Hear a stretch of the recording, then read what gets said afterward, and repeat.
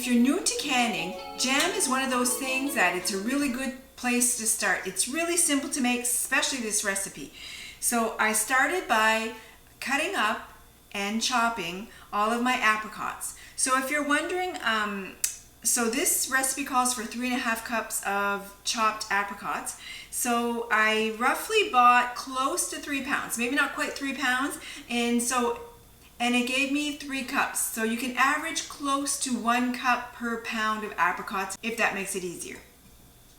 So basically you just combine these 3 ingredients in a saucepan. So you're going to put your apricots, 1/3 of a cup of bottled lemon juice. Remember, because we're canning, we need to use bottled lemon juice because of the acidity in fresh lemons, you can't guarantee. And the sugar. So the sugar, it's 5.5 cups of sugar.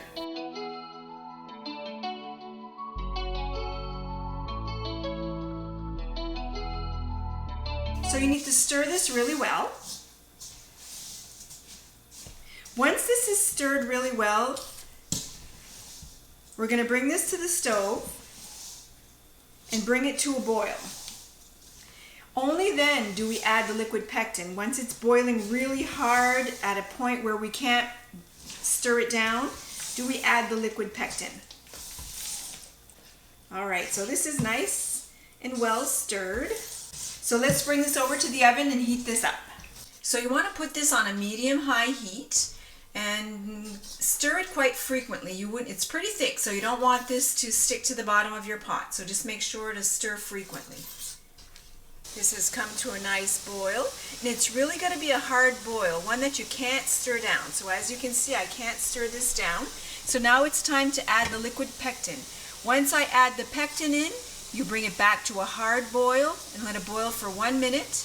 Remove it from the heat, and then you just need to skim off the foam. As you can see, there's a foam, so we'll just have to remove that after. So let's add the pectin.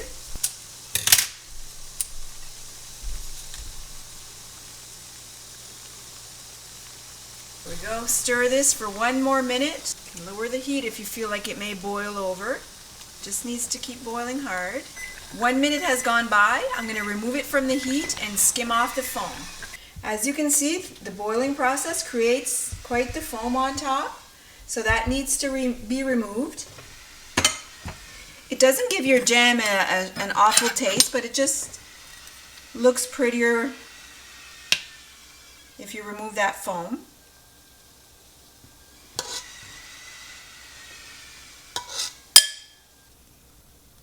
Removing the foam, skimming the foam off the top, just kind of makes it prettier when you put it in the bottle.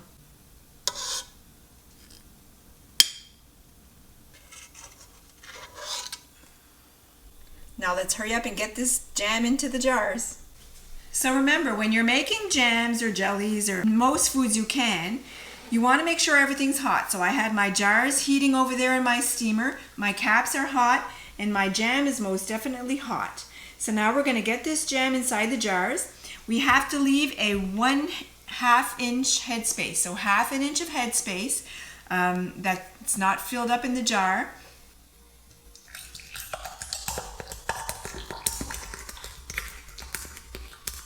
Once you've got your jam in your jar, like always, make sure to wipe down the rim. This will allow for your caps to properly seal to the jar. Center your lid right on top. Take your ring and put it on, and you tighten it. Can't touch the bottle, it's too hot. You tighten it until it's fingertip tight. Fill your next bottle the same way. I'm going to put my cap on and the ring and bring them over to the canner and bring over my other hot bottles and continue this until I have all my jam inside of my bottles. All my jars are filled, and now they're now sitting in my steam canner. I'm going to turn up the heat, and I'm going to put the cover on. This comes to a boil really fast compared to a water bath canner because it just has a little bit of water in the bottom, and it works so well. Trust me, if you've never tried one before, it's incredible. It works really well. If you're doing this the traditional water bath method way, no worries. Fill your pot up to 1 inch above your jars and the processing time is the same, 10 minutes. So once this is done, once the 10 minutes are over, I leave this inside the steamer with the cover on for 5 minutes. After those 5 minutes are up, then I can remove them from the pot. And I start timing for this when my dial gets into the correct position for the altitude that I live in. If you're using the water bath canner, you start timing when your pot of water has come to a boil. This is why this method goes a lot faster, because there's not as much water, it comes to a boil much quicker. But both methods work really well. So let's get this boiling. I've now reached the correct temperature, so I'm going to time this for 10 minutes. Leave it there for 5 once it's done. Then remove the jars from the canner and we'll be done.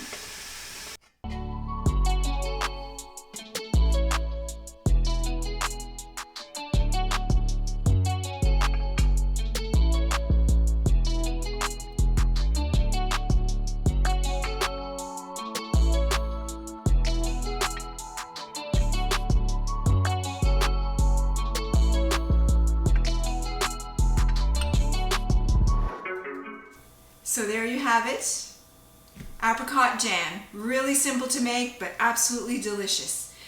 As usual, you need to let these sit for 24 hours without touching them. Once the 24 hours are up, you remove the rings. You never store your jars with the rings on. If you store them in a cool, dry, dark place, and if you can resist eating them all at once, they should be good for up to 1 year, so enjoy.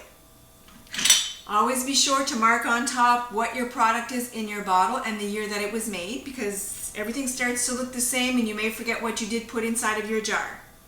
I'm always really excited when I have a little bit left over that ends up in a bowl, because then I can see, well, did it set properly, or how does it taste, or how. So I did have a little bit left, and as you can see, I can even tip my bowl sideways, nothing is pouring out, and I can tap inside it with my spoon and it's really well set. And as for the taste, it's delicious. I hope you've enjoyed this video on apricot jam. If you enjoy my content, don't be shy, hit that subscribe button. If you like jam, I have a few other videos out there as well. If you want to see like more details on going through the jam process, be sure to check out my video on the raspberry jelly. I go into a lot more detail, and I use the water bath canning method, so be sure to check out that video. And be sure to check back again soon to see what other content I'll have coming out.